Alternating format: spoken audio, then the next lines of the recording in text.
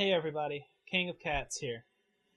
And today I'm going to talk, well, about Capcom in general, but mostly about the new Resident Evil out, Operation Raccoon City. Now, to give you a little bit of background, I grew up with Capcom games. Mega Man was one of my favorite games growing up as a kid. Final Fight, absolutely loved it.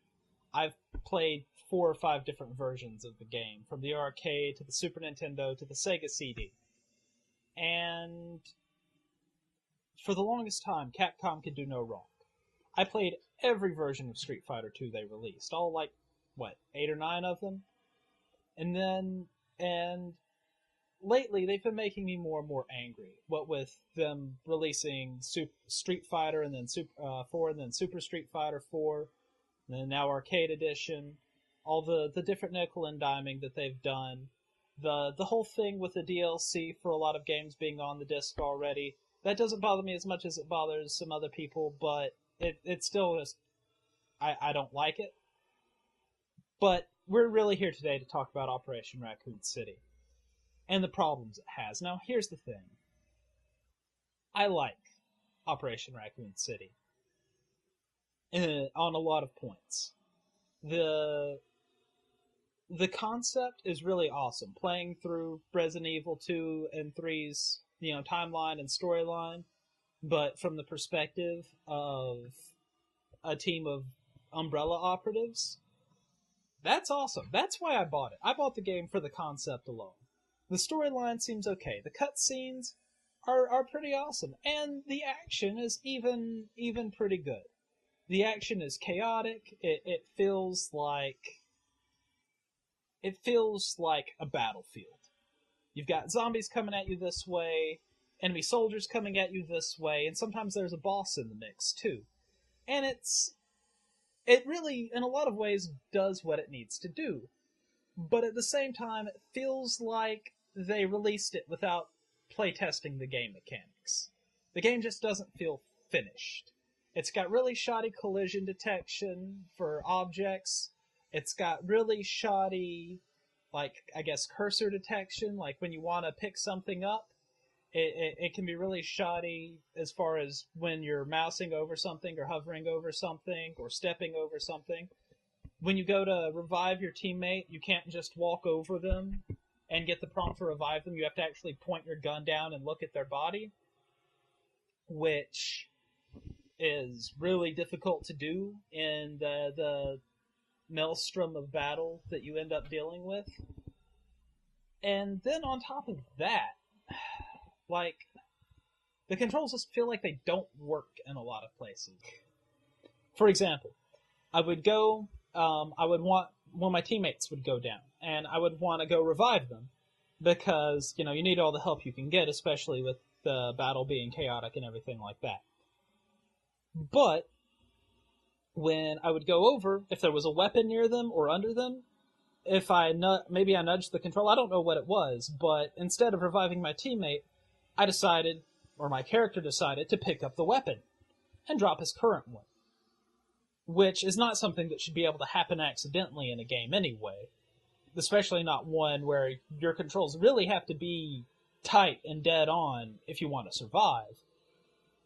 And then, on top of that, when you run up on one of your teammates to try to revive them, there's a very good chance that before your character starts reviving them, the first time you press X and hold it to revive them, you'll instead attempt a curb stomp maneuver as though you're trying to finish them off. I don't know what the bug that causes that is. I assume that it reads that there's something down and that it wants to stomp that out. And then only after it fails to stomp it out, does it realize, oh wait, no, that's a teammate. I need to bring them back. There's really bad collision detection. Like, if you're running from point A to point B, and say your shoulder would hit something, instead of just moving your character around it or adjusting your character, it just stops you. Dead on, just full stop, as though you are running straight into a wall, even if it's just the edge of your body or your knee that's hitting it. And it's really difficult to maneuver around that once it happens. I don't know why, it just doesn't work. And admittedly, I'm not I'm not the best in the world at over-the-shoulder third-person shooters or first-person shooters, but I've never had this many problems getting from point A to point B. And again, you do a lot of running and a lot of hustling in this game. So it's not like this is something that only comes up once in a blue moon. It happens all the time. And furthermore, or another point, to add more fake difficulty to the game is the fact that the AI functions on a very basic level. Like, your squad's AI actually not that bad, pretty good relative to other squad-based games. They make pretty good decisions about when to use healing items, and they cover your ass in most situations.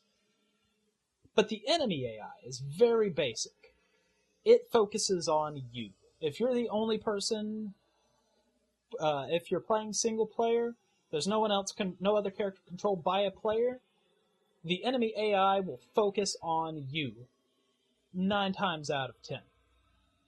Even if there's zombies on an enemy soldier, tearing him to pieces, he'll still single you out if it has anything resembling a clear shot at you. So you can't even take advantage of distractions like that. You can't, or I haven't been able to sneak around anybody. Even in cases where there was a firefight going on, as soon as I stepped out of my cover, even if I was still in darkness or shadows, I don't know what the mechanics for that really are, but even as soon as I stepped out of cover, someone who had previously been fighting a whole horde of zombies would turn around and target me, and not even my team, but me specifically. There's a boss fight really early on, where you fight Nemesis from Resident Evil 3. And Nemesis is almost always focusing on you. Yeah, maybe I should have thrown a spoiler warning in there, but it's like the second or third mission, so I didn't spoil anything horrible. Don't worry. But he's always focusing on you. A whole group of enemy soldiers run in halfway through the fight, and they spend the entire fight focusing on you. There's a giant super zombie with a chain gun in the room, and they're worried about you. And that's just problematic. That just seems like poor design. It's not a bug, I don't think. It just seems like poor design to me.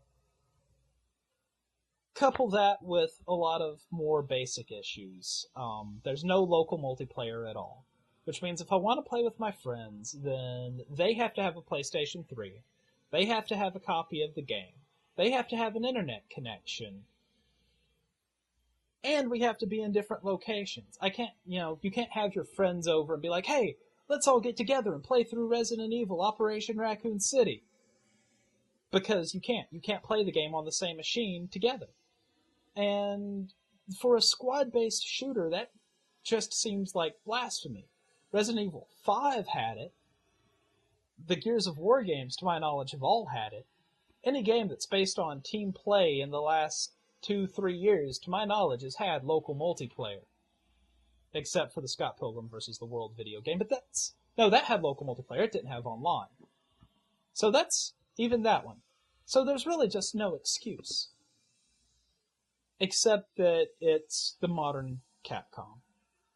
And that's really sort of what the underlying issue of this video is. As a person who grew up with the series, or the company, a person who grew up playing Mega Man, a person who played through the Mega Man X games, a person who loved Final Fight, a person who was a Capcom fan for the longest time and thought that they really could do no wrong. I'm hurt. I'm breaking up with you, really. And I know that nobody from Capcom is actually watching this.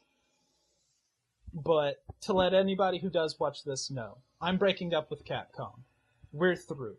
I'm not buying any of your games, at least not new anymore. I might buy them used, because I don't think you get any money from that. But I'm not buying any of your games until I can be convinced that you've changed. Because I'm hurt.